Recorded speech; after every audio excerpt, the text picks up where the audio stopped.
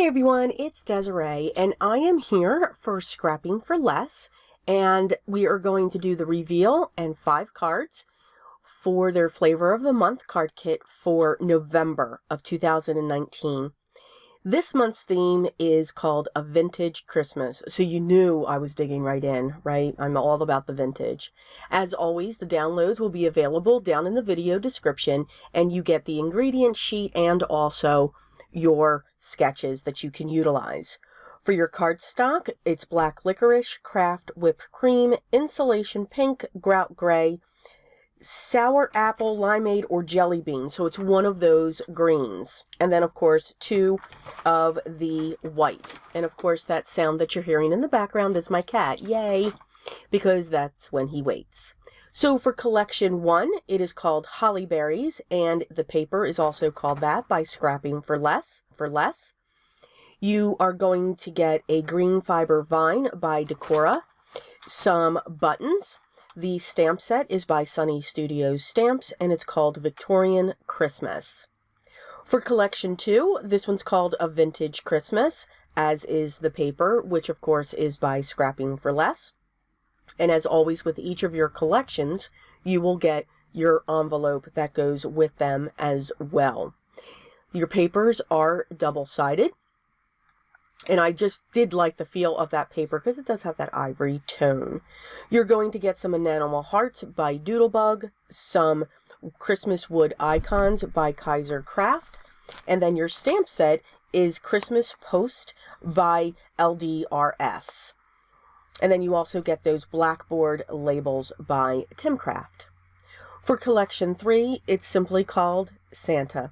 The paper as well by Scrapping for Less, and again, it is two-sided, and it's got a wood tone feel. You're going to have some decoupage paper by Craft Consortium, some ephemera by Ruby Rocket, your enamel dots by Gina Marie Designs, and your stamp set is Jolly Santa by Your Next Stamp. For collection 4, it's called An Ornamental Christmas, as are the papers and the stamp set by Scrapping for Less. As always, your papers are double-sided. You will get a gold sticker. Now, in my case, it says Season's Greetings.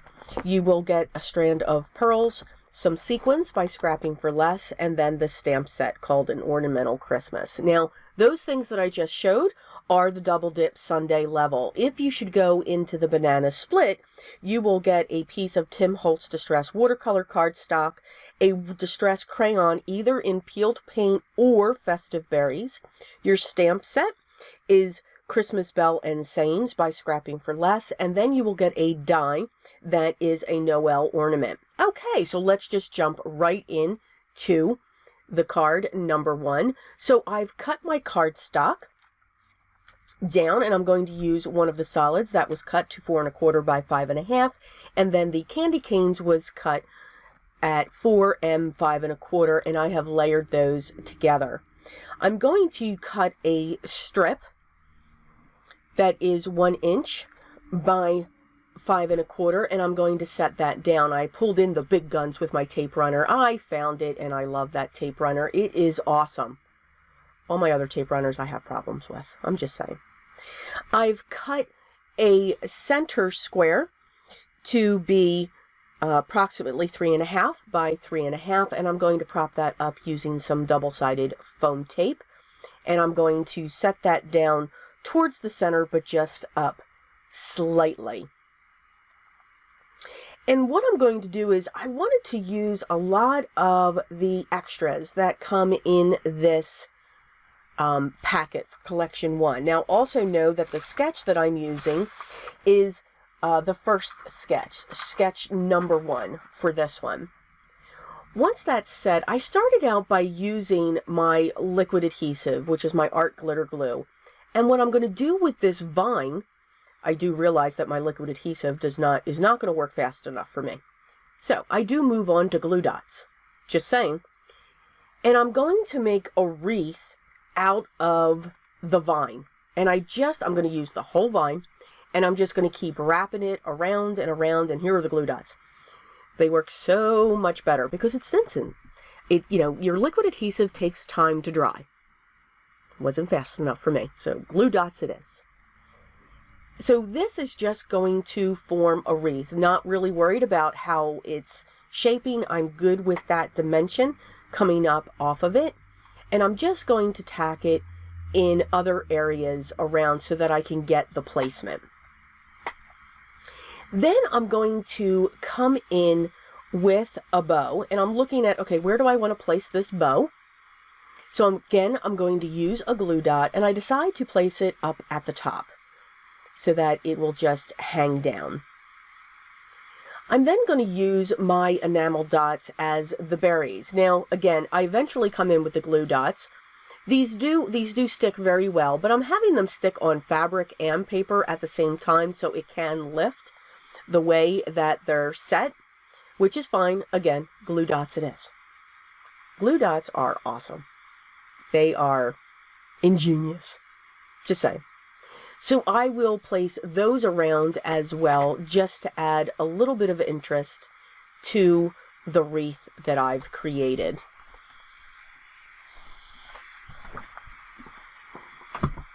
Once the berries are set, then I'm going to come in with the buttons. So for the sketch, the first sketch, you've got those daisies that are down on the left-hand side, and that's where I'm going to put those buttons. And again, using the glue dots. Yes, you've heard me say glue dots a lot in the first card. Sorry. But I'm just going to have them coming off of the one side. I'm not going to add a sentiment. Again, for those of you that have seen my videos before, I do like sentiments, absolutely, but sometimes with all of the work that we put into the front, I don't want to cover it up, and I'll be honest, I forget to put a sentiment on the inside. I'm just going to call it as it is. But what these are great are themed note cards, and that's what I use a lot. So if I want to write a note to somebody, and it's during the holiday time, that's one that I will use, because then I'll be able to put my own statement on the inside. So for our second card, we've got lots of layers going on. I wanted to dig into this pattern paper. My craft is cut 4 1/4 by 5 1/2, and the one with the polka dots is cut 4 and 5 1/4. For the craft strips, they are 1 1/2 by 3 3/4. And then the pieces, the blue pieces on top, are actually 1 3/8 by 3 5/8. So I'm going to layer those as well. I think simply using your pattern paper to let it do the work is one of the best things that we have. And then simply adding a mat for the back of it in a solid color, whether it's from your scraps or your stash, just helps it to accent it even more. You can just create your own layers as you keep going. One of the pattern papers simply said, "Merry Christmas." What a perfect way to have a sentiment set up. So my craft was cut 3 3/4 by 2 1/2, and then my pattern paper was cut to be 3 5/8 by 2 3/8, and I just layered that as well and used my double-sided foam tape to prop that up. I'm going to grab one of my wooden embellishments, use my liquid adhesive, not do anything to it, keep the natural wood since I used the craft, and I'm going to place this right onto my standard A2 size card base, which is 4 1/4 by 5 1/2, and it is a top folding. And that card is complete.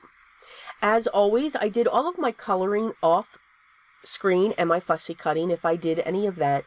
So I had to use the beautiful snowman face, and I used my Stampin' Up! Alcohol markers and my Copics for the face because they've got the face colors down. Yay! I also dug into my puffy embossing powder by Hero Arts for the hat, and I just put that onto, I did all of that on a piece of ivory cardstock, and I used my vintage photo around that. My black base is 4 1/4 by 5 1/2. That's the cut. And then the wood, the red wood, was cut to be 4 1/8 by 5 3/8. My Merry Christmas wood panel is cut 3 1/2 by 4 1/2, and I set that down in the bottom corner so that I can set the Santa face up into the upper corner of that. Why did I do that, may you ask? Because I have my Sentiment Christmas from the cardstock right there, and I'm going to use 2 of the die cut pieces after I went around with my vintage photo, propped up the poinsettia over the hollies, added an enamel dot in the center of my poinsettia, and I'm going to add 3 for the berries in his hat. So I have all of the dimension that's coming from the poinsettia and also the enamel dots. This will also be placed onto my standard A2 size card base using my liquid adhesive. So what's great is just by having white as your card bases and using either your pattern paper or color, you can change the entire front of your card just by cutting it to be 4 1/4 by 5 1/2. So you don't have to worry about having a colored card base. For our next card, again, I colored my ornament using my Stampin' Up! Alcohol markers, and I cut it out like a tag and added some twine to the top of that ornament. I cut my lime green cardstock to be 4 1/4 by 5 1/2. My center strip panel was cut, to be 2 1/2 by 4 1/4, and then I have my 1/2 inch strip cut by, of course, a 1/2 inch by 4 1/4 as well. I'm going to prop up my ornament using some double-sided foam squares, and I'm going to set that up in the upper left-hand corner. I am also going to use the Season's Greeting sticker that I have. It's a beautiful gold. It's got frost and the solid gold. So I'm going to use that, and I'm going to set that onto the black licorice cardstock, and then I will cut along that. So you'll see I'm going to poke out the little center there. This is very detailed, the Season's Greeting sticker, but it is absolutely gorgeous. So this does take me some time to pick out those little tiny sections there. You can use a toothpick if you don't have a craft pick. You can use anything that's got a little bit of a point to it so that you can get those out. This is very sticky. Now, I made a mistake here, and I placed it right down along the bottom, not realizing that the greetings part of the sentiment had everything attached to it, the flourish and all. So now this time I tried to peel this off the backing and then use the point of my craft pick to keep those other pieces down. Yeah, it didn't work. They were determined to stay in the sentiment, but that's okay. We keep doing that. This is where I realize, okay, this is not going to be even. So because I didn't press down onto my sentiment, I was able to lift that and make that even along the greetings, and then pull the other flourish that was beneath the seasons and set that in place as well. And then I'm just going to cut straight along that.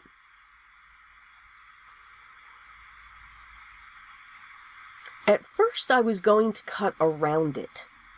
Yeah, nope, wanted a straight edge. So I am going to use my 9-inch Fiskars cutting paper trimmer, and I'm just going to even up on each of the sides to make sure that they are even.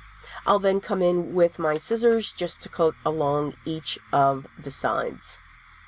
I will set that on an angle to almost mimic what the ornament is doing across all of my cardstock, and then trim off the edge once that's secured using my liquid adhesive.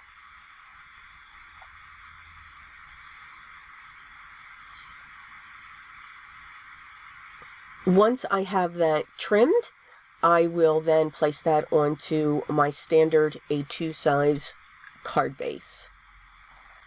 And yes, I forgot to tell you. So for the second collection that I did, I used the fourth sketch, and for the third collection, I used the third sketch. And for this last card here, I'm actually using the second sketch, just in case you want to follow along. Yeah, I always forget to put that. So I'm using my festive berries distress crayon, and I'm just putting down a lot of the pigment. I'm grabbing a damp baby wipe, and I'm just going to keep going in a circle, coming out away from each time as I'm moving that pigment.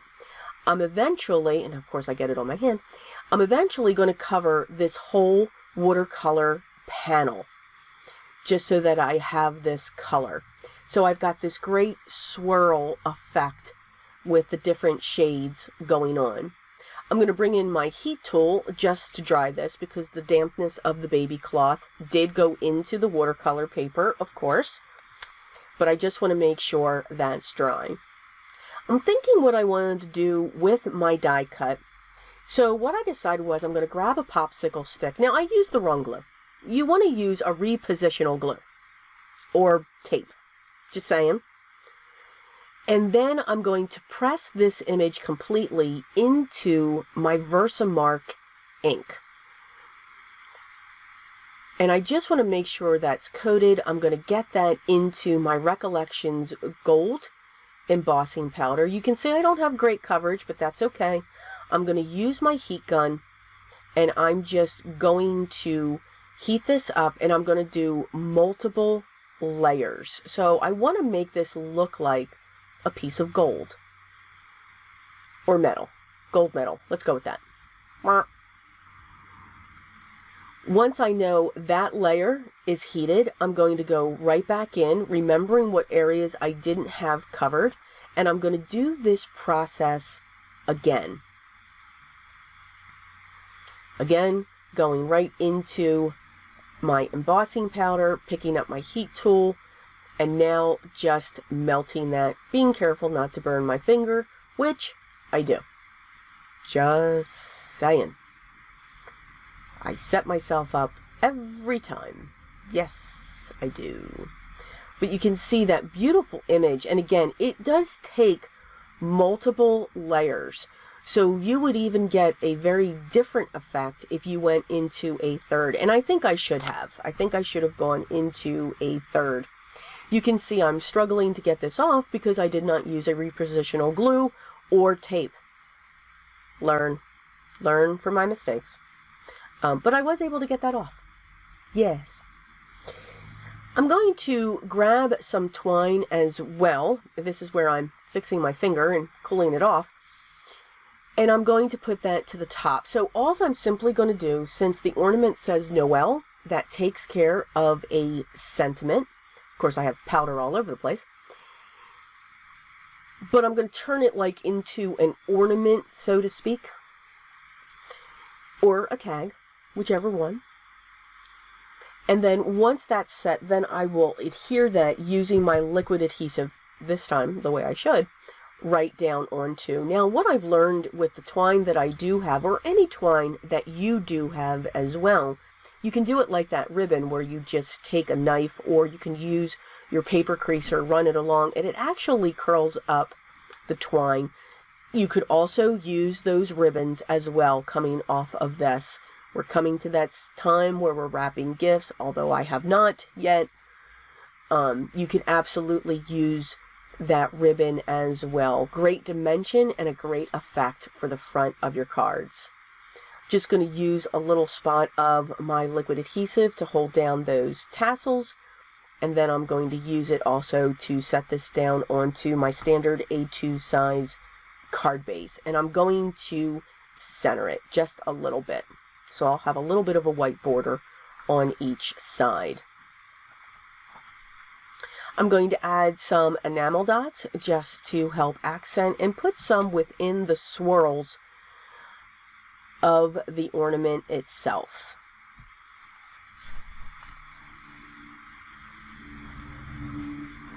And that is our final card. So I do hope you enjoy. I hope I gave you just a little bit of inspiration and some ideas on how you can create your cards or whatever you want to create with the Scrapping for Less November 2019 Flavor of the Month card kit. And remember, the theme is a vintage Christmas.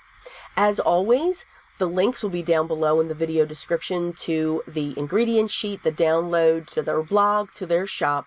And of course, make sure you sign up to get your kit if you haven't already. If you have any questions or comments, leave those down below and I'll get back to you as soon as I can. Make sure you join the blog hop so that you can see all of the other wonderful creations for this month's kit as well. If you haven't subscribed, I'd love you to, so make sure you hit that button, make sure you ring the bell so that you know when the next video is live, and make sure you hit the thumbs up. I hope everyone's having a great day. I hope you're enjoying it, but always remember what's most important. Always be creative.